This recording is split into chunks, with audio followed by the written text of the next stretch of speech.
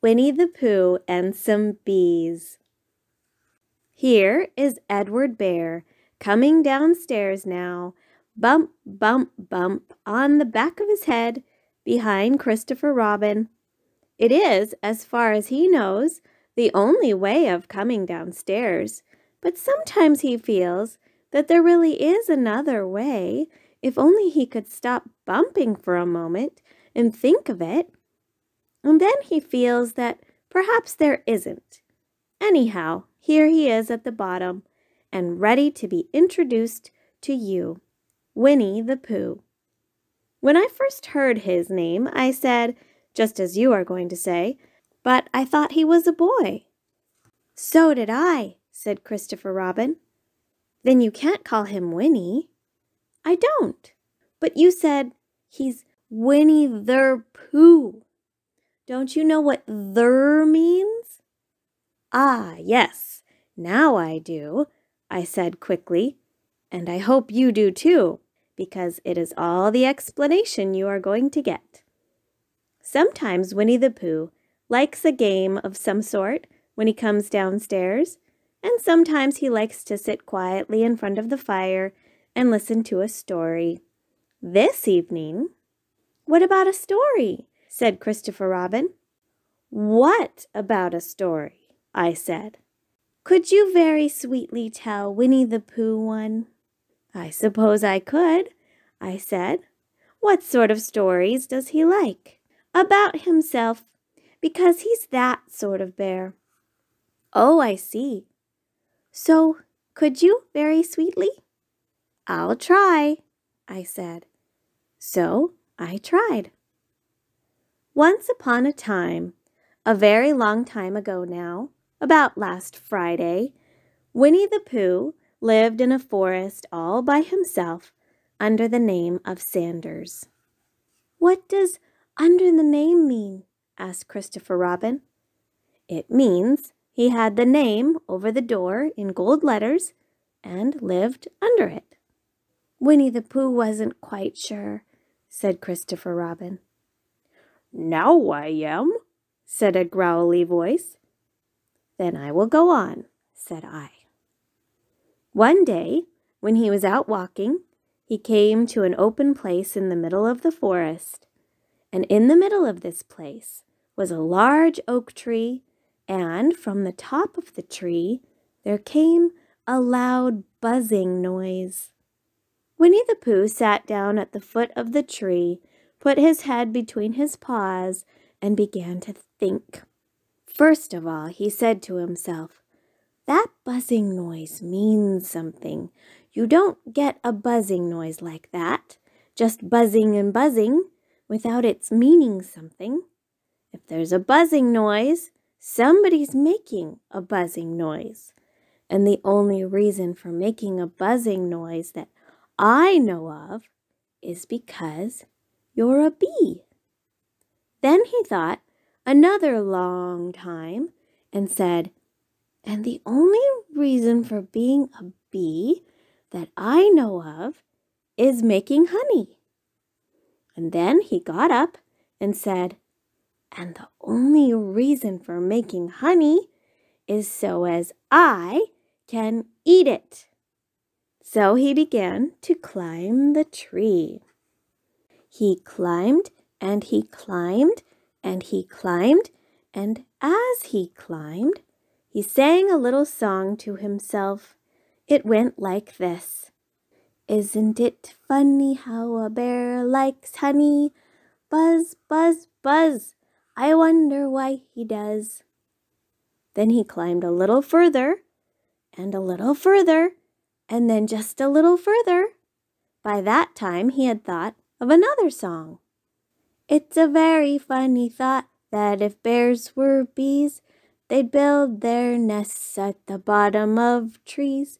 And that being so, if the bees were bears, we shouldn't have to climb up all these stairs. He was getting rather tired by this time, so that is why he sang a complaining song. He was nearly there now, and if he just stood on that branch, crack! "Oh, help!" said Pooh, as he dropped 10 feet on the branch below him.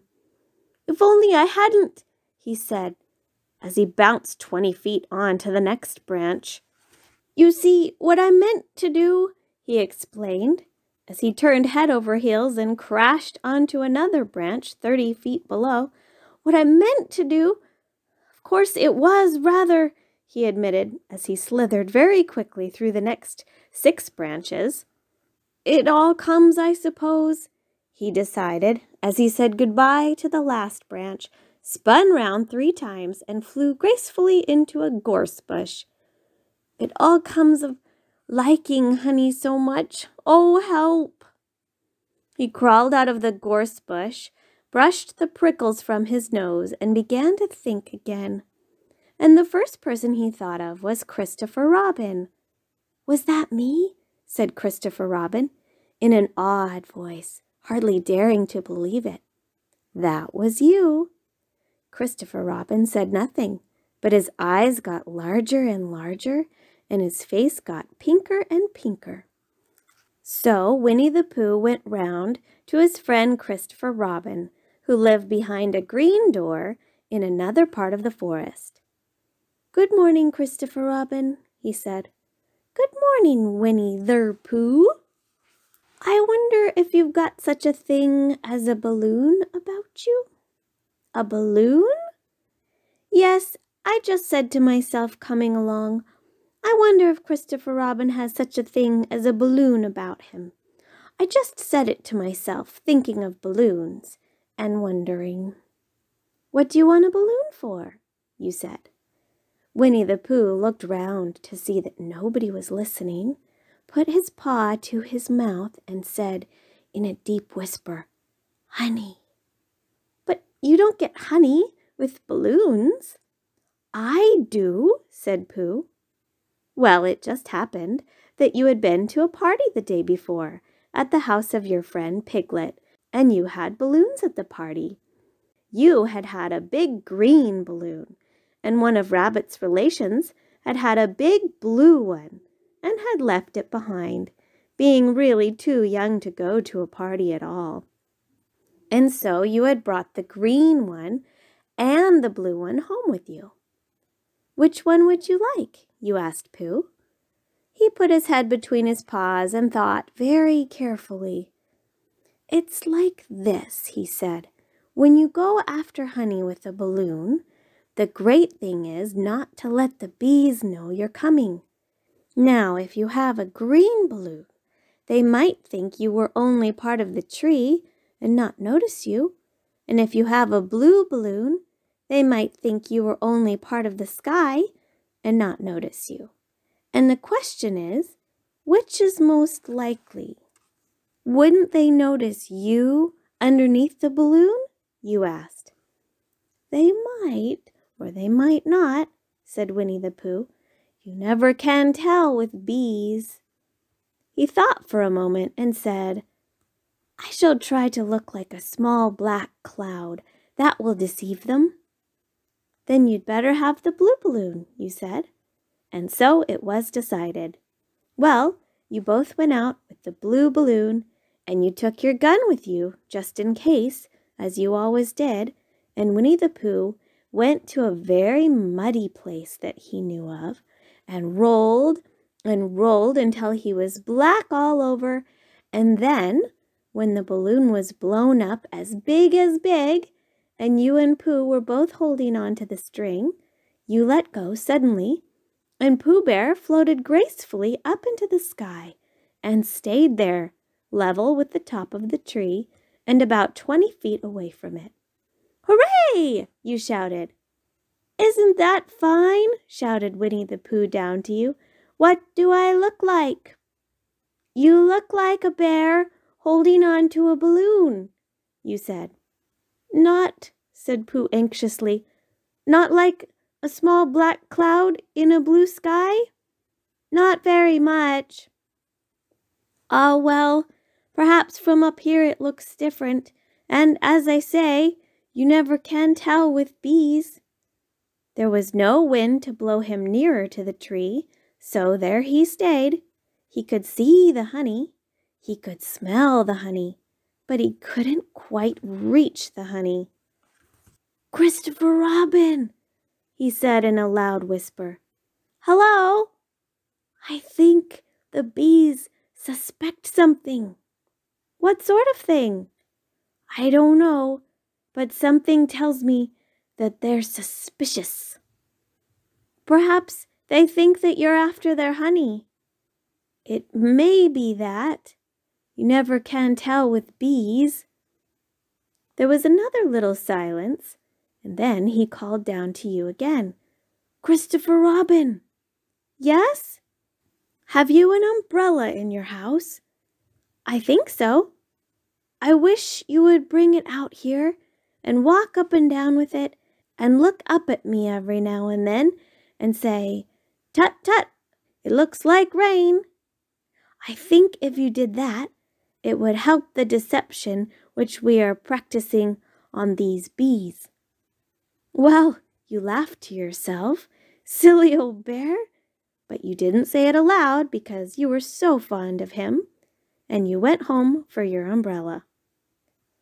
"Oh, there you are," called down Winnie-the-Pooh as soon as you got back to the tree. "I was beginning to get anxious. I have discovered that the bees are now definitely suspicious." "Shall I put my umbrella up?" you said. "Yes, but wait a moment. We must be practical. The important bee to deceive is the queen bee. Can you see which is the queen bee from down there?" "No." "A pity. Well, now, if you walk up and down with your umbrella saying, 'Tut, tut, it looks like rain,' I shall do what I can by singing a little cloud song, such as a cloud might sing. Go!" So while you walked up and down and wondered if it would rain, Winnie-the-Pooh sang this song. "How sweet to be a cloud floating in the blue.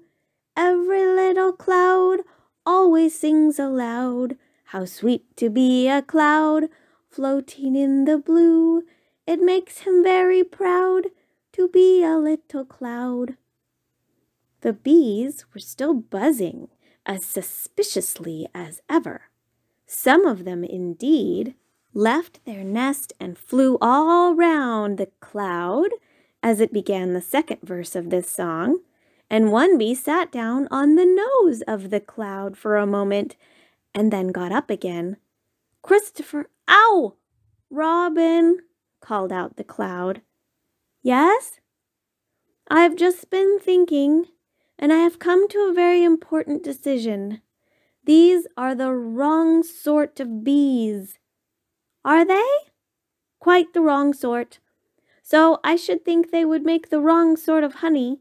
Shouldn't you?" "Would they?" "Yes. So I think I shall come down." "How?" asked you. Winnie-the-Pooh hadn't thought about this. If he let go of the string, he would fall, bump, and he didn't like the idea of that. So he thought for a long time, and then he said, "Christopher Robin, you must shoot the balloon with your gun. Have you got your gun?" "Of course I have," you said. "But if I do that, it will spoil the balloon," you said. "But if you don't," said Pooh, "I shall have to let go, and that would spoil me." When you put it like this, you saw how it was, and you aimed very carefully at the balloon and fired. "Ow!" said Pooh. "Did I miss?" you asked. "You didn't exactly miss," said Pooh, "but you missed the balloon." "I'm so sorry," you said, and you fired again, and this time you hit the balloon, and the air came slowly out, and Winnie-the-Pooh floated down to the ground. But his arms were so stiff from holding on to the string of the balloon all that time that they stayed up straight in the air for more than a week, and whenever a fly came and settled on his nose, he had to blow it off. And I think, but I am not sure, that is why he was always called Pooh. Is that the end of the story? Asked Christopher Robin. That's the end of that one. There are others. About Pooh and me? And Piglet and Rabbit and all of you. Don't you remember? I do remember, and then when I try to remember, I forget. That day when Pooh and Piglet tried to catch the heffalump, they didn't catch it, did they? No. Pooh couldn't because he hasn't any brain. Did I catch it? Well, that comes into the story. Christopher Robin nodded. I do remember, he said. Only Pooh doesn't very well, so that's why he likes having it told to him again. Because then it's a real story and not just a remembering. That's just how I feel, I said.